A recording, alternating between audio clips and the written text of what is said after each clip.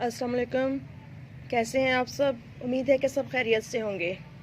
जी, आज मैं आपके साथ ऑर्नामेंटल कैबेज प्लांट पे बात करूंगी।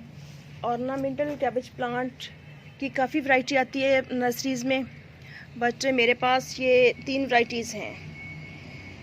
इसके लीव्स के जो एजेस हैं हल्के हल्के कर लिए हैं और कट्स बने हुए हैं, जबकि ये वाला जो प्लांट है इसके बहुत ज़्यादा कर्ल हैं, बहुत ज़्यादा कर्ली है ये और बहुत खूबसूरत लगता है। और जो तीसरी वैरायटी है इसके लीव्स पे कट्स हैं और कर्ल भी हैं। इसके काफ़ी ज़्यादा कट्स हैं और मुझे इसके लीव्स इतने खूबसूरत लगे थे कि मैं लीव्स की बिना पर इसको परचेज़ करके ले आई थी नर्सरी से।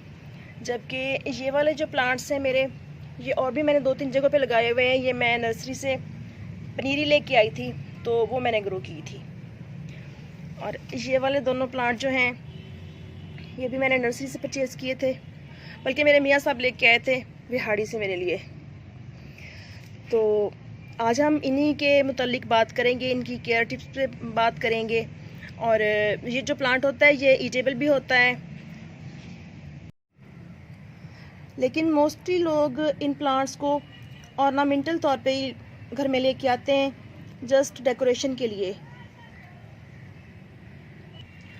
जबकि ये सैलड वगैरह की डिशेस को, प्लेट्स को सजाने के लिए भी काम आता है।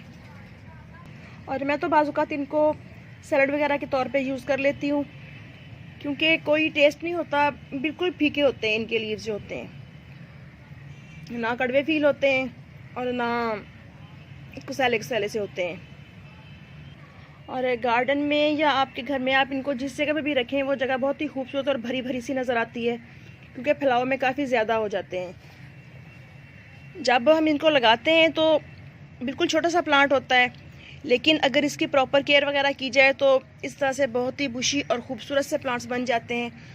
जबकि वक्त के साथ साथ फिर जब ये प्लांट थोड़े मैच्योर होते हैं तो नीचे से स्टिक्स सी बनती आती है, और जो लीव्स हैं बाज़ औक़ात हम यूज़ कर लेते हैं और बाज़ औक़ात जो लीव्स होते हैं वो जल जाते हैं। देखें इस तरह से कुछ लीव्स यूँ डेड होके तो ख़ुद से प्लांटर में गिरे हुए हैं।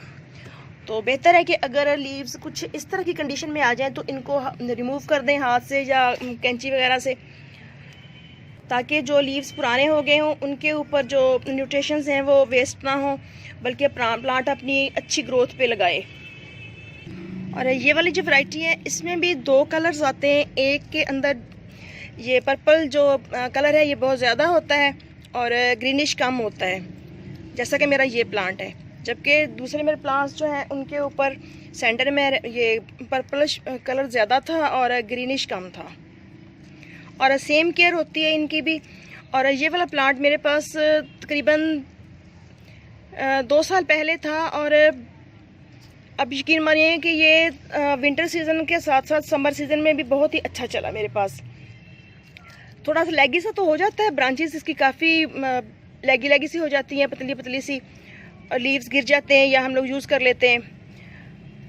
लेकिन उस लैगी होने के साथ जब नेक्स्ट टाइम मुतदल सा मौसम होता है और उसी प्लांट के ऊपर, उन ब्रांचेस के ऊपर इस तरह से बंचेस बनते हैं लीव्स के, तो बहुत ही खूबसूरत लगता है। और 6-7 अगर बने हुए हों इस तरह के फूल उन ब्रांचेस के ऊपर तो बहुत प्यारा लगता है, क्योंकि ये ऐसा प्लांट है जिसके ऊपर फ्लावरिंग तो होनी नहीं होती, लेकिन जब प्लांट मैच्योर हो जाता है तो इस पे सीड्स बनते हैं। लेकिन इन प्लांट्स को हम इनके लीव्स की खूबसूरती की वजह से लगाते हैं, क्योंकि इनके लीव्स बहुत ही खूबसूरत लगते हैं और ये फूल की शक्ल देते हैं और बहुत प्यारे प्यारे से लगते हैं। और ये लीव्स ही इस प्लांट की दिलकशी का राज है। लीव्स के बायस ही हर कोई इनको अपने घर में, गार्डन में लगाना पसंद करता है। और इन प्लांट्स को आप छोटे बड़े किसी भी पॉट में लगा सकते हैं। नर्सरीज़ में तो बाज़ औक़ात 5-6 इंच के पॉट्स में लगा हुआ होता है और पॉट भरा हुआ नज़र आता है, बट मैंने ये वाला जो प्लांट है ये 12 इंच के पॉट में लगाया हुआ है, और देखिए माशाल्लाह कितना हेल्दी और कितना बुशी है और बहुत ही प्यारा लग रहा है। और केयर वगैरह भी बहुत ज़्यादा नहीं करनी पड़ती इनकी, बस नॉर्मल खाद और नॉर्मल पानी की ज़रूरत होती है इनको। जैसा कि आपको इस साइड पे मेरे रखे हुए प्लांट्स नज़र आ रहे होंगे, ये मुसलसल धूप में पड़े हैं, और एक प्लांट जो सेंटर वाला है वो काफ़ी लैगी हो गया है और इसके लीव्स वगैरह मैंने यूज़ कर लिए थे। और इन प्लांट्स को लोकेशन किस तरह की अच्छी लगती है, क्योंकि ये एक विंटर सीजनल प्लांट है अगर देखा जाए तो। लेकिन मैंने आपको बताया कि मेरे पास ये समर में भी सर्वाइव कर गया था।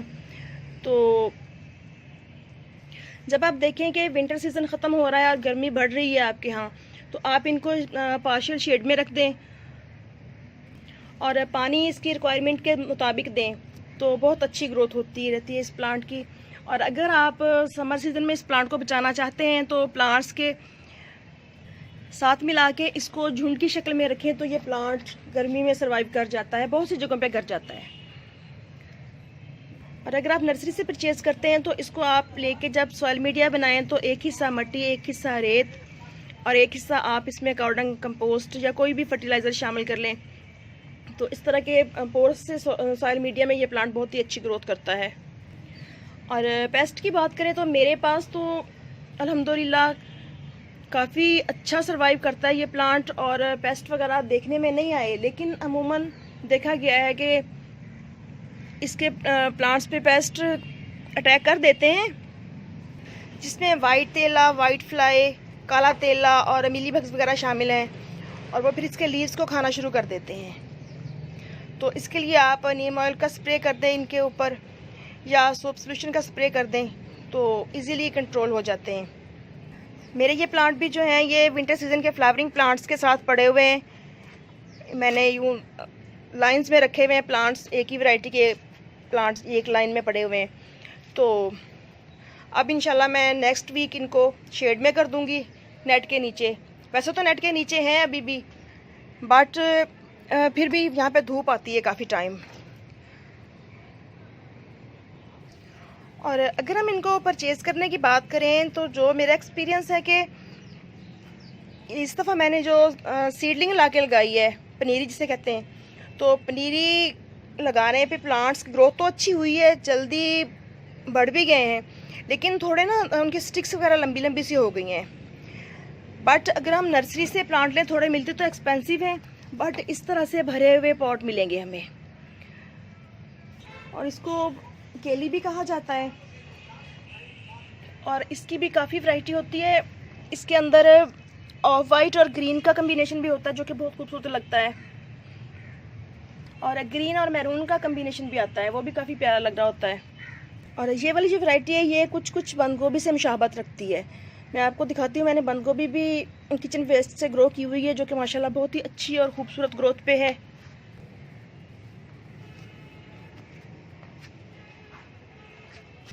ये देखिए, ये है बंद गोभी के प्लांट्स, ये दोनों मैंने किचन वेस्ट से ग्रो किए हुए हैं। ये देखिए, आपको तना नज़र आ रहा होगा, जबकि देखने में बिल्कुल केली की तरह से लगते हैं ये।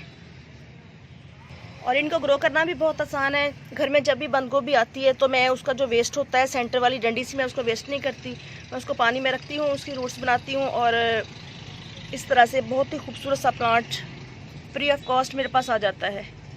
और ये छोटी छोटी सी खुशियाँ बहुत ही तस्कीन का बायस बनती हैं जब हम अपने हाथ से कुछ भी ग्रो करते हैं।